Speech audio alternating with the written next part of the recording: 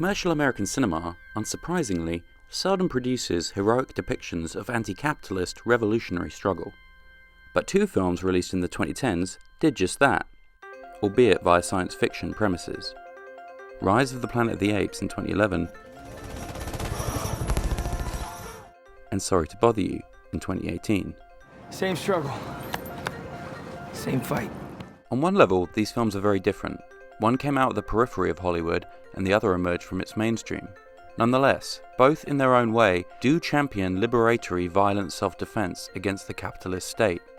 Furthermore, in both cases, and stop watching now if you don't want major spoilers for Sorry to Bother You, the characters who drive the revolution are biologically augmented animal-human hybrids. Equisapiens, let's be out! Through both of those themes, bodily augmentation and a focus on animals, these films show their interest in issues often associated with post-humanism. Post-humanism is currently a very hot topic. It's too varied to be summarized easily, but at its heart is the idea that we need either to fundamentally rethink or abandon entirely the concept of humanity, or at least its uniqueness. The belief in humanity as a special and privileged species is a key part of humanism. And since that belief has been at the core of most of the philosophies around which our society is organized, challenging humanism seems to have potentially radical implications. That's certainly how posthumanism is usually viewed within academia. Scholars defining themselves as critical posthumanists view this framework as a politically radical subversion of humanist anthropocentrism, which, they argue, is now the primary threat not only to other species, but ours as well. Critical posthumanists welcome complicating humanity as a concept, sometimes by questioning the assumption that human life has greater ethical importance than non-human species, and sometimes by considering how scientific developments in things like cyborg and AI technology might pose new challenges to the category human. Here's one influential scholar, Rosie Braidotti, contrasting posthumanism against other modes of thought, which in her view demonstrate a total lack of care for the planet and its inhabitants, human and non-human. We are all variations on the same matter. And never confuse critical posthumanism as an anti-technology position. It is not. We love our technologies, but we want to be able to have democratic discussions about the uses and abuses of this incredible moment of progress that is made possible by contemporary technologies. So, Rise of the Planet of the Apes and Sorry to Bother You both depict challenges to capitalism, and both also seem interested in the ideas of posthumanism. However, the reason for the verses in my title is that I think they express very different attitudes towards posthuman thinking, giving this concept very different roles to play within anti-capitalist struggle.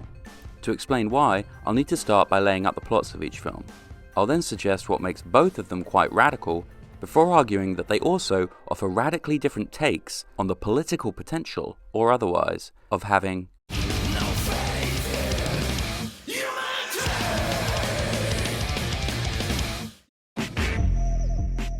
Sorry to Bother You tells the story of Cassius Green, or Cash, played by Lakeith Stanfield. Cash is a struggling Oakland, California resident. To pay the rent, he takes a job as a telemarketer for a company called Regalview. There he becomes involved in the unionizing of Regalview employees and begins to take part in strike action. However, Cash is also being courted by Regalview management, who promote him to an elite position that grants him numerous perks. Having ascended to this elite tier of the company, Cash learns that Regalview is a front for a larger corporation called Worry-Free. Worry-Free sells military arms to anyone who'll pay. Before a drone drops a bomb on an apartment building in Pakistan, who drops the bomb-ass sales pitch, you may ask? We do. As well as trading in slave labor. Though troubled, Cash nonetheless goes along with his new position. One evening, Cash attends a party at the mansion of Worry-Free CEO Steve Lift, a Jeff Bezos, Elon Musk type billionaire who presents Cash with a line of coke, which he snorts. Immediately after, Cash stumbles across a room in the mansion where he discovers some terrified half-horse, half-human hybrids trussed up in chains who beg him for help. Understandably freaked, Cash confronts Lift, who calmly explains his business plan for these, quote, equisapien workers. That is the future of labor, okay? They're bigger, they're stronger, they hopefully gripe a lot less. Lift also reveals that workers get transformed into these creatures by snorting a gene-modifying powder. Worried that this is what he snorted, Cash flees and starts desperately trying to tell the public about Worry-Free's Equisapien operation. But once word gets out, Worry-Free's stock reaches an all-time high, and we see Lyft gaining the support of both Republican and Democrat parties. Following a violent but ultimately successful union picket at Regal View, during which the Equisapiens arrive to help beat back the riot police, Cash belatedly starts transforming into an Equisapien himself. The film's epilogue sees Cash leading a group of the horse hybrids as they break into Lyft's mansion, which, it seems, might be the first stage of a full-scale revolution.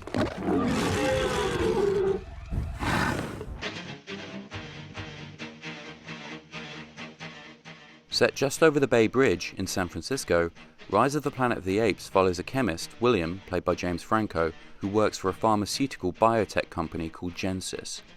William is developing a drug to cure Alzheimer's, which is lab tested on chimpanzees. One of the chimps initially shows extraordinary cognitive development, but soon goes on a rampage in the Genesis building. Will's boss orders him to euthanize all the chimps who've been given the drug.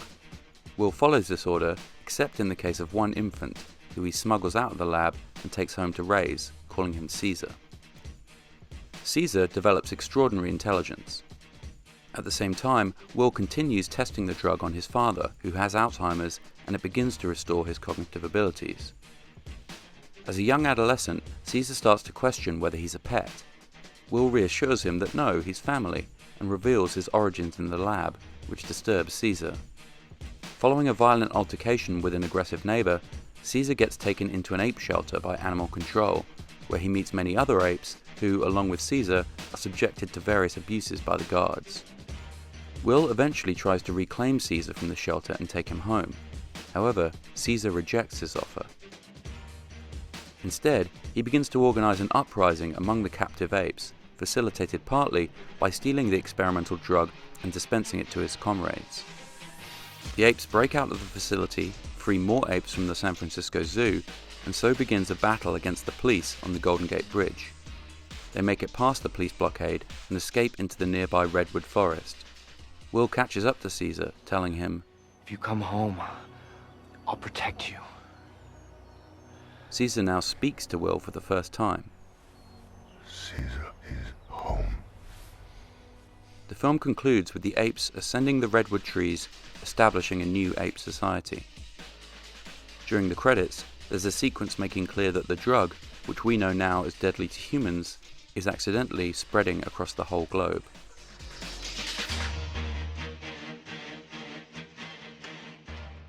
As well as being maybe the best franchise blockbuster of the 2010s, Rise is a surprisingly radical film, for a few reasons. Firstly, it's explicitly antagonistic towards liberal solutions to the social problem at its heart. This can be seen in how it's dedicated to critiquing the selective, individualized paternalism represented by Will's adopting and raising the exceptional Caesar, and his promise only to protect only him. That critique is made central to the narrative. Get out of here. It's crystallized in the scene where Caesar refuses Will's offer to take him home from the animal shelter in a leash. A moment that's made to parallel an earlier laboratory scene. Okay? Good girl. Come on out, girl. That's right. But the critique is also communicated stylistically. Notice the continual framing of Caesar behind bars, even in earlier portions when he's ostensibly happy playing an infantilized role in Will's family. There are not one but two key shots that show Caesar being transported away by Will, where the bars on the rear window and Caesar's relation to the camera help recall a shot in the first scene which depicted Caesar's mother first being captured by humans.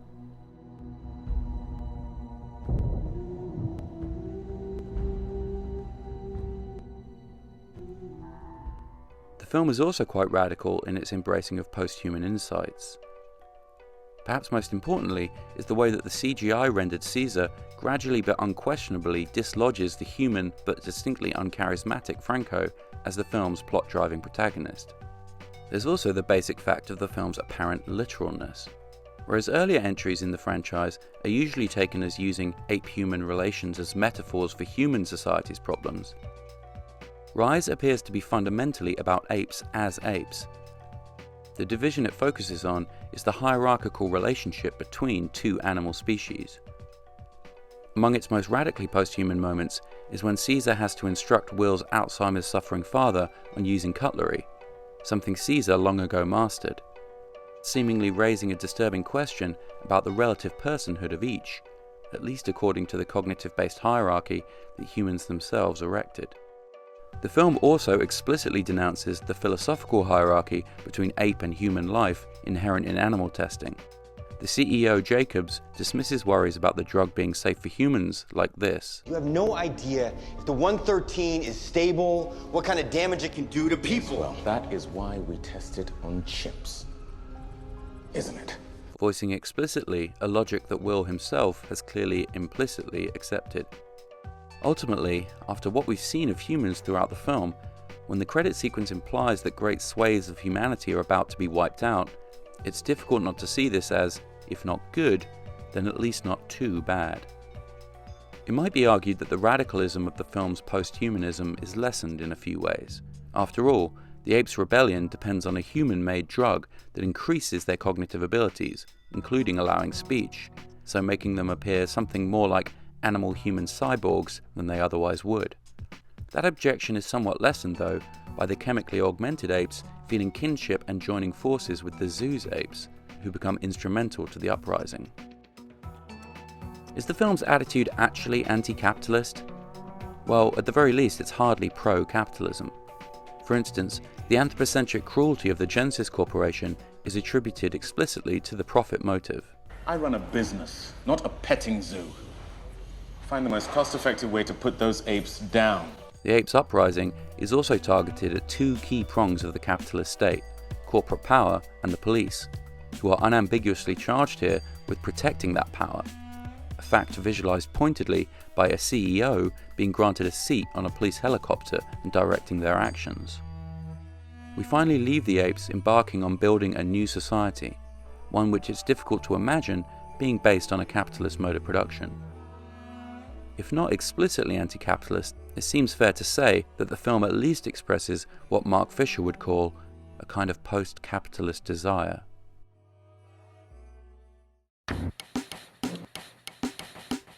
A much more explicitly anti-capitalist film, Sorry to Bother You, was made by the self-described communist Boots Riley. Anti-capitalist artist and organizer. Communist. It too depicts techno-biological cyborgs, but it positions them very differently within its own narrative of post-capitalist desire. When Cash confronts Worry-Free's CEO about the horse people that he stumbled upon, Lift sits Cash down and plays him a whimsical video that he's commissioned for the corporation's shareholders to both explain and cutely sanitize his innovation in labor practices. We realize that human labor has its limitations. And so our scientists have discovered a way, a chemical change, to make humans stronger, more obedient, more durable, and therefore more efficient and profitable.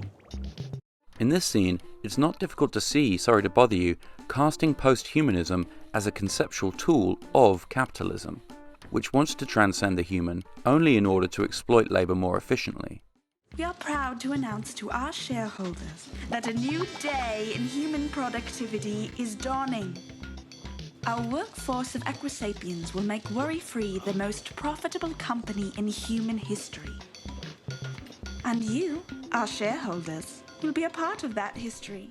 Here, capitalist logic itself is pushing us to become post-human, and not so that we may emancipate ourselves from anthropocentric worldviews, but only because, as the animated host puts it, human labor has its limitations.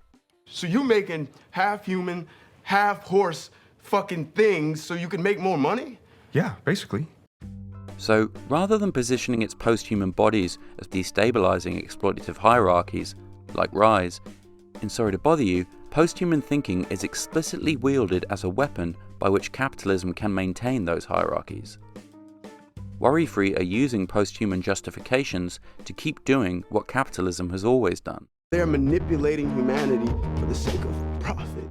And how capitalism is manipulating humanity, specifically, is clearly the film's key concern.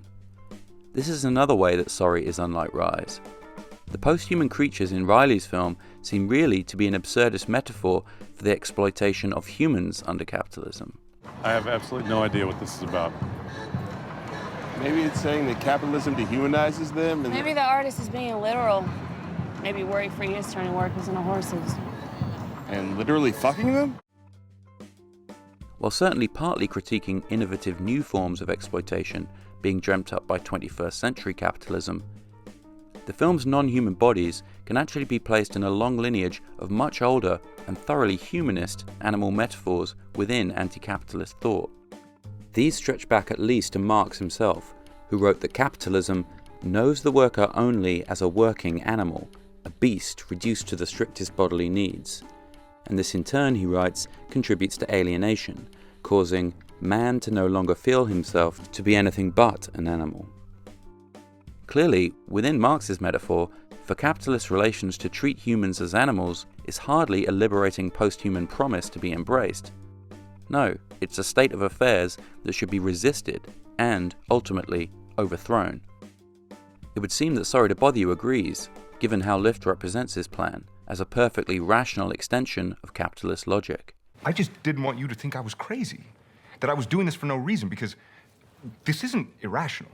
Oh.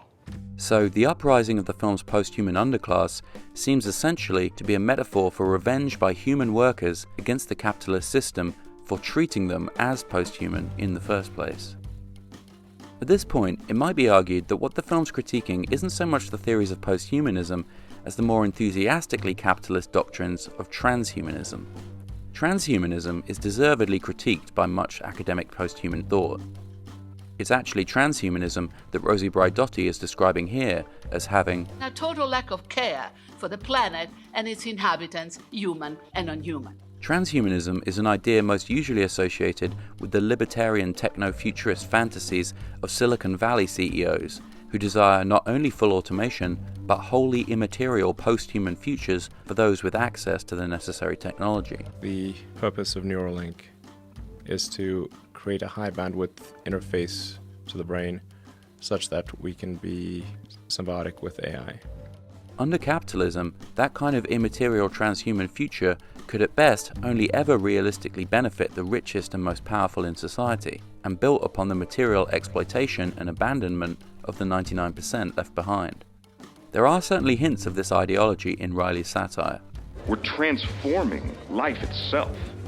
Not least via Lift representing himself as a wannabe cool, hip-hop loving tech daddy. And I know you can bust a rap, right? However, I don't think that more academically respectable versions of post-humanist thought get let off so easily by the film's critique either. Think, for example, of the arguments of post-human scholars like anthropologists Josephine and Alan Smart, who justify their seemingly subversive claim that we have always been post-human on the grounds that, much more so than any other animal, becoming human involved our intimate interaction with more than human elements, such as tools. Worry-Free uses this same example of early humans' adoption of tools in the course of justifying their, quote, natural extension of this principle to horse-human hybrids. But what has allowed us to thrive was our use of tools. A natural development. But what are tools, if not extensions of the appendages with which we were born? Humans have modified ourselves throughout history. By having a comparable argument voiced by a slave-holding, arms-dealing multinational to justify their vision of a post-human future, we train ourselves to fight. We work out. We study. Worry-Free is carrying forward this lineage of natural developments that began in prehistoric times. Sorry to Bother You shows the potential of capital to easily incorporate even modes of post-human thought usually considered more critical of its aims. So, this is why I suggest that these films, which have much in common, ultimately offer those who wish to keep post-capitalist desire alive two quite opposed ways of responding to posthumanism. Whereas Rise embraces posthuman ideas as part of a radical, though ultimately separatist, political project, Sorry's fight for post-capitalism wants to resist, if not posthumanism in general, then certainly those aspects of posthuman thought that 21st century capitalism may itself be only too willing to embrace. And one problem for posthumanists is that capitalism may be able to embrace most aspects of their theories, unless, that is, they place anti-capitalism at their center. Posthumanists like Rosie Braidotti might say, "We love our technologies, but we want democratic discussions about the uses and abuses."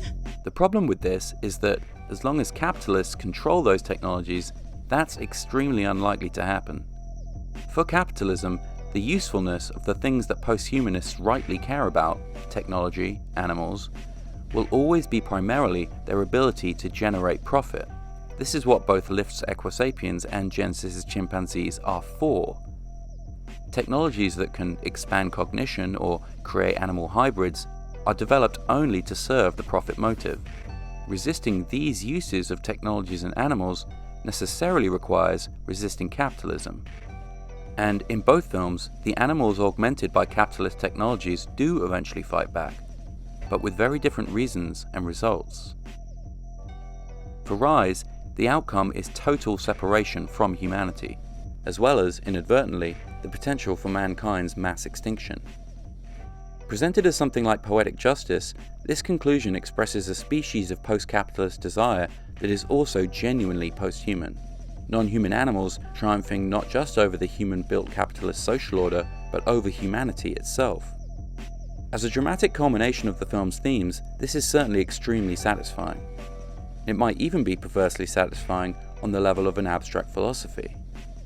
But it's surely far less satisfying if viewed as any kind of political project, with something to teach us about how post-capitalist desire could be productively channeled in the here and now. Rise implies that the only way to reject capitalism is to reject humanity too. The problem with this, in terms of real-world politics, is obvious. Reject humanity is hardly a political slogan that's likely to inspire a mass movement of humans. And, like it or not, a mass movement of humans is precisely what's going to be needed to effectively challenge capitalism.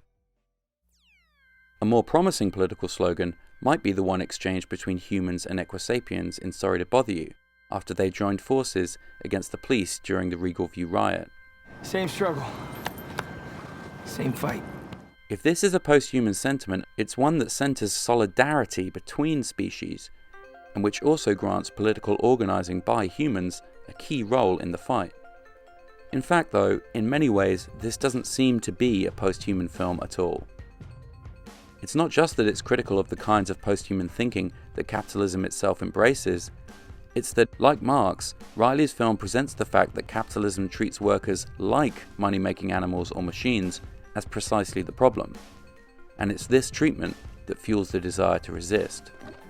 And ultimately, it surely is only by resisting capitalism that we can hope to resist being treated in this way. Because if anything can be described as having a total lack of care for the planet and its inhabitants, it's capitalism itself. Posthumanists often associate capitalism with the anthropocentric values of humanism. But capitalism finally only values one thing. It certainly isn't non-human life, but it isn't human life either. It's profit. Anything standing in the way of profit will always become expendable. Human labour has its limitations. Sorry to Bother You understands this, and if this film's anti-capitalism finally does go hand in hand with a kind of humanism, then maybe that's because anti-capitalist struggle ultimately requires this. As important as non-human animals are, in reality, it isn't non-humans who are going to form the mass movement necessary to combat the capitalist system, however satisfying it might be to watch some give it a go. A small group of orcas is causing a lot of damage to boats off the Iberian Peninsula, raising questions about why the orcas are doing it. No, the kind of mass political organizing necessary for that task is going to ultimately fall to humans alone. However much posthumanists want to argue against viewing humanity as a privileged species, in at least one respect, we are unique. Only we are going to be capable of the organized struggle against capitalism, the very thing threatening everything that posthumanists rightly teach us to care about. The planet and its inhabitants, human and non-human.